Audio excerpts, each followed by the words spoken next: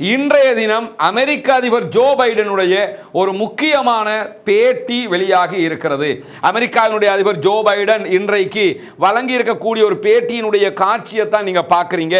இன்றைய தினம் பரபரப்பாக பேசப்படக்கூடிய ஒரு நிகழ்வாகவும் இந்த நிகழ்வு மாறி இருக்கிறது. அதற்கான காரணம் என்னன்னு கேட்டா, இன்றைக்கு அந்த பேட்டியிலே அவர் சொல்லி இருக்கக்கூடிய சில சீரியஸான செய்திகள் உலக நெட்டிசன்கள் மத்தியிலே, உலக அளவில் இந்த சோசியல் மீடியாவில் பங்களிப்பு செய்யக்கூடியவர்கள் மத்தியிலே மிகப்பெரிய காமெடியாக பார்க்கப்படுகிறது. அதற்கான காரணம் என்னன்னு கேட்டால், பாலஸ்தீன மக்களுக்கு என்னை விட அதிகமாக உதவி செய்தவர்கள் யாரும் இருக்க முடியாது என்கிறார் ஜோ பைடன்.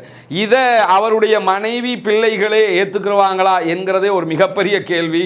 அவரை சுற்றி இருக்கக்கூடிய வெள்ளை மாளிகையில் இருக்கக்கூடிய அத்தனை பேருமே கேவலமாக அவரை பார்த்து சிரிப்பாங்கிறது அவருக்கு தெரியும். அவருடைய நாட்டை சேர்ந்தவர்களை அசிங்கமாக அவரை பார்ப்பார்கள் என்பதெல்லாம் அவருக்கு தெரியும். இருந்தாலும் எப்படி இந்த மாதிரியான வார்த்தைகளை எல்லாம் சொல்றாருன்னா, பாலிட்டிஷியனை பொறுத்தவரையில் அரசியல்வாதிகள் பொய் சொல்ல துணிந்து விட்டார்கள் என்றால், பொய் சொல்ல துணிகிற அரசியல்வாதிகள் இதைவிட கீழ்நிலைக்கு போவார்கள் என்பதையும் நாம் இவருடைய செயல்பாட்டிலிருந்து நாம் புரிந்து கொள்ள வேண்டும். ஏன்னா எதிர்வருகிற நவம்பர் மாதம் 5ஆம் தேதி அமெரிக்காவிலே தேர்தல் நடைபெற இருக்கிறது. அந்த தேர்தலிலே இவர் வேட்பாளராக இருக்கக்கூடாது என்று இவருடைய கட்சியைச் சேர்ந்தவர்களே தற்போது குரல் எழுப்ப ஆரம்பித்திருக்கிற நேரத்தில், இவருடைய கட்சியைச் சேர்ந்த துணை அதிபராக தற்போது இருக்கிற கமலா ஹாரிஸை தான் வேட்பாளராக்க வேண்டும் என்கிற குரல்கள் எல்லாம் எழுந்து வருகிற நேரத்தில் தான் தற்போது பாலஸ்தீனத்திற்கு என்னை விட அதிகமாக யாரும் உதவி செய்திருக்க முடியாது என்கிறார் ஜோ பைடன். அதுக்கான காரணம் என்னன்னு கேட்டா, இந்த தேர்தலில் எப்படியாவது பாலஸ்தீன ஆதரவு தளத்தில் இருக்கக்கூடிய மக்களுடைய வாக்குகளையும் பெற்றுக்கொள்ள வேண்டும். அதே நேரத்தில் சில பேர் பேட்டி கொடுப்பாங்க, ஒரு பேட்டியில் ஒன்று சொல்லிட்டு இன்னொரு பேட்டியில் வேறொன்றை சொல்றவங்களை நீங்க பார்த்திருப்பீங்க. ஆனால் நம்ம அடிக்கடி சொல்லி வருகிற ஒரு விஷயம் தான் இந்த ஜியோனிஸ்டுகள். இந்த இஸ்ரேலிய ஜியோனிஸ்டுகளை நீங்கள் எடுத்துக்கிட்டீங்கன்னா, இவங்க எப்படி இருப்பாங்கன்னு கேட்டால், அடுத்த பேட்டிக்கெல்லாம் போக தேவையில்லை, அடுத்த நிமிடமே அதற்கு மாற்றமாக உளறி கொட்டுவார்கள். அதில் ஒரு உளறல் தான் இன்றைக்கு நான் தான் அதிகமாக பாலஸ்தீனத்திற்கு உதவி செய்தவன் என்று சொன்ன ஜோ பைடன் அடுத்த நிமிடமே நான் தான் இஸ்ரேலுக்கு ஆயுதங்களும் கொடுத்திருக்கிறேன், அது மட்டுமல்லாமல் நான் ஒரு ஜியோனிஸ்ட் என்பதில் பெருமைப்படுகிறேன் என்று சொல்லி இருக்கிறார்.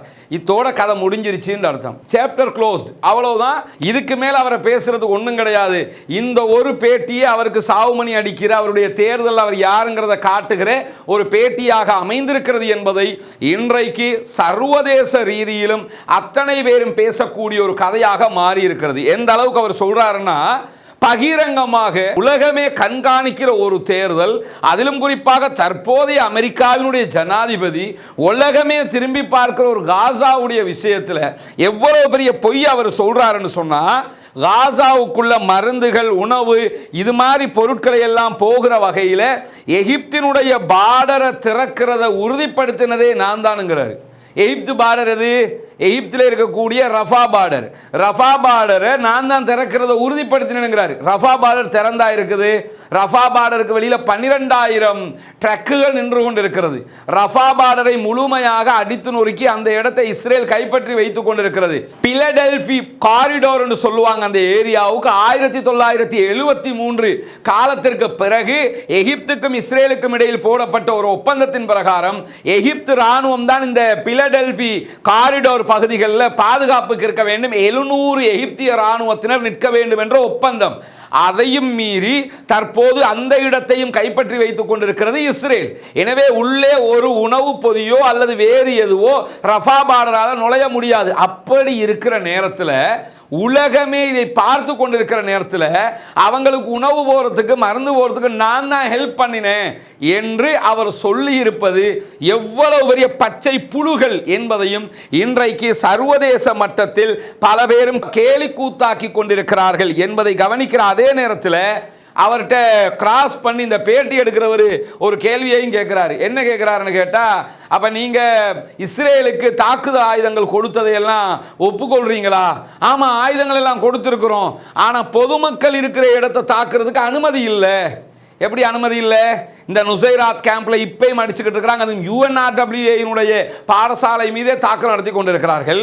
அதே மாதிரி நேற்றைய தினமாக இருக்கலாம், அதற்கு முன்பதாக இருக்கலாம், ஷாத்தி அகதிகள் முகாமாக இருக்கலாம், தைரல் பலாவாக இருக்கலாம், இப்படி அனைத்தும் அகதிகள் முகாம்களில் தான் தாக்குதலை நடத்தப்படுகிறது. ஆனால் இதெல்லாம் மூடி மறைச்சி ஒரு அமெரிக்காவினுடைய பிரசிடென்ட் தலைக்கும் மூளைக்கும் சம்பந்தம் இல்லாமல் பேசுகிற ஒரு பேச்சாக, மொட்டை தலைக்கும் முட்டுக்காலுக்கும் முடிச்சு போடுகிற பேச்சுன்னு சொல்லுவோம்ல, அது மாதிரி ஒரு பேச்சை பேசி இருக்கிறார். இது இன்றைக்கு பாரிய கண்டனத்தை உண்டாக்கி இருக்கிறது என்பதையும் கவனித்துக் கொள்ளுங்கள்.